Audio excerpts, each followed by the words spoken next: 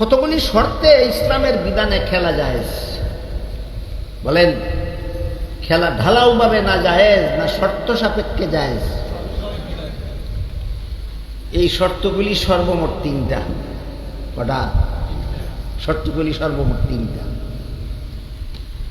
এক নম্বর শর্ত হল খেলার দ্বারা কোনো উপকার হতে হবে, শরীর চর্চা হয়, ব্যায়াম হয়, স্বাস্থ্য ভালো হয়, এমন খেলা যদি হয়, শরীর চর্চা হয়, ব্যায়াম হয়, যে খেলার দ্বারা ব্যায়াম হয়, শরীর চর্চা হয়, এর দ্বারা স্বাস্থ্য ভালো থাকে, তাইলে একটা উপকারিতা আছে, এক শর্ত পাওয়া গেল। যেমন যেমন যেই খেলার দ্বারা ব্যায়াম হয়, স্বাস্থ্য ভালো থাকে, শরীর চর্চা হয়, এমন খেলার একটা উদাহরণ হইল লুডু খেলা, ক্যারাম বোর্ড। কেন না? কেন? শরীর চর্চা হয়, ব্যায়াম হয়, গুড়ার ডিম হয়। এই গুড়ার ডিমটা হালাল হবে কেন? খেলা হালাল হওয়ার জন্য এক নম্বর শর্ত কোনো উপকারিতা থাকতে হবে। দুই নম্বর শর্ত হইল খেলতে গিয়া যেন শরীয়তের বিধান লঙ্ঘন না হয়, খেলতে গিয়া যেন শরীয়তের বিধান লঙ্ঘন না হয়। শরীয়তের বিধান হইল পুরুষ ভিন্ন লোকের সামনে নিজের নাভির থেকে হাঁটুর নিচ পর্যন্ত ঢাকা রাখা ফরজ, যে শরীয়তের বিধান। আপনি যদি হাফ প্যান্ট বিদ্যা ফুটবল খেলতে যান, শরীয়তের বিধান লঙ্ঘন হইল কিনা? এই খেলা হারাম হইল। ফুটবল খেলতে গেছিলেন বেলা 3টার সময়, সূর্য ডুবে গেল, খেলতে খেলতে আসরের নামাজ কাজা হইয়া গেল, খেলতে গিয়া শরীয়তের বিধান লঙ্ঘন হইল কিনা?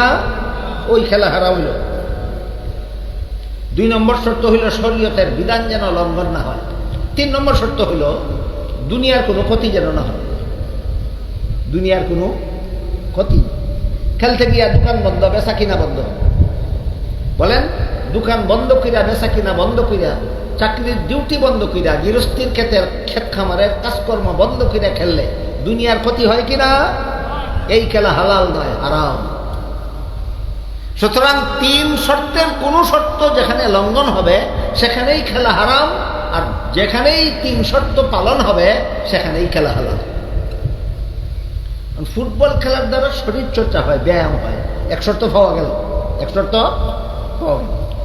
আপনি যদি নাবিদ থেকে আপনি পর্যন্ত পোশাক ডাক্কা পোশাক পরেন, কোনো নামাজ কাজা না করেন, দুই নম্বর শর্ত পাওয়া গেল, দুই নম্বর শর্ত পাওয়া গেল।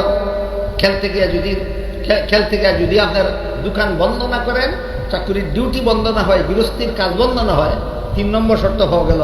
এই তিন শর্তে ফুটবল খেলা হালাল। কত শর্তে? কিন্তু বর্তমান বিশ্বের প্রচলিত ফুটবল খেলা এটা ইসলামী আদর্শ মোতাবিক নয়, ইহুদি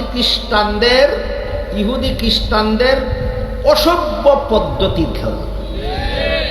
ফুটবল খেলাটা হলো ইহুদি খ্রিস্টানদের অসভ্য পদ্ধতি, যে সভ্য পদ্ধতির খেলা নয়। সভ্যতার অসভ্যতা বুঝতে গেলে এই ফুটবলের অর্থ বুঝুন।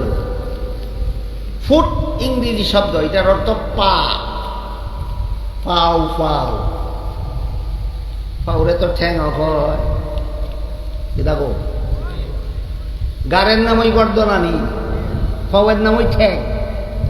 ফুট অর্থ ঠ্যাং, আর বল কয় গুল জিনিস রে। কেমন জিনিস? গুল জিনিস।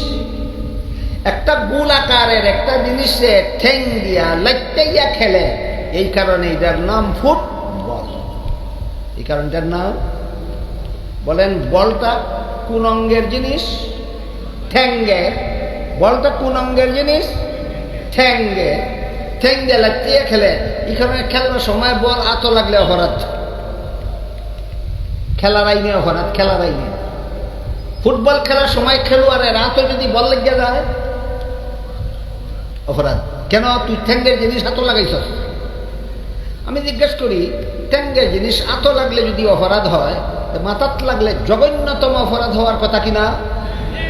এই ফুটবল মাথাত লিয়া গৌরব করে, অসভ্য পদ্ধতি। বর্তমান বিশ্বের ফুটবল খেলা ইসলামী সভ্যতা মোতাবিক নয়, ইহুদি খ্রিস্টানদের অসভ্য পদ্ধতির খেলার নাম হইল ফুটবল খেলা। খেলা নিয়ে ঝগড়া ঠেঞ্জা করে পরে তুমি সভ্য না অসভ্য এটা চিন্তা করো আগে। যদি দেখবার লাগি গিয়া তা আর যদি খেলবার লাগি গিয়া তা হতে আগে ফসালো করো তুই সভ্য না অসভ্য। তুই ঠ্যাঙ্গের জিনিস মাথার তুইয়া গর্ব করস, তে তোর জুতাও মাথার তুইয়া বাজার যাইতে পারস।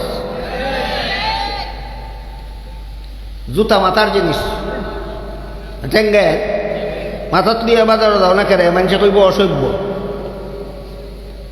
না। মুই রেখে কেউ জুতা মাথার তুইয়া বাজার যা কেরে মানুষে কইব এলে জুতার জিনিস মাথাত লাগাই যায় অসভ্য। ঠ্যাঙ্গের বল মাথাত লয় যারা অসভ্য, যারা খেলে এরাও অসভ্য, যেথায় দেখতে যায় তো অসভ্য। ইতার মা বাপ যদি সভ্য হয় তো অসভ্য খেলতো, আর অসভ্য খেলা দেখতে যাইবে দূরের কথা, এই অসভ্য ঝগড়া করবে দূরের কথা, দেখার জন্য যাইতে দিবে না মা বাপে। মা বাপ যদি সভ্য হয়, সভ্য মা বাপে কোনোদিন নিজের সন্তানকে না অসভ্য খেলা খেলার জন্য দিতে যাইতে পারে, না অসভ্য খেলা দেখার জন্য দিতে যেতে পারে। সুতরাং সন্তানেরা ফুটবল খেলা দেখতে গিয়ে ঝগড়া করে কেন? মা বাপ নিজেই এখনো সভ্যতা শিখছে না। অসভ্য খেলা দেখবার লাগিও অনুমতি দেয়, অসভ্য খেলবার লাগিও অনুমতি দেয়।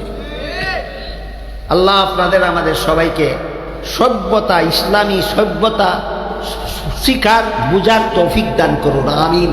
ওয়া আখিরু দাওয়ানা আলহামদুলিল্লাহি রাব্বিল আলামিন।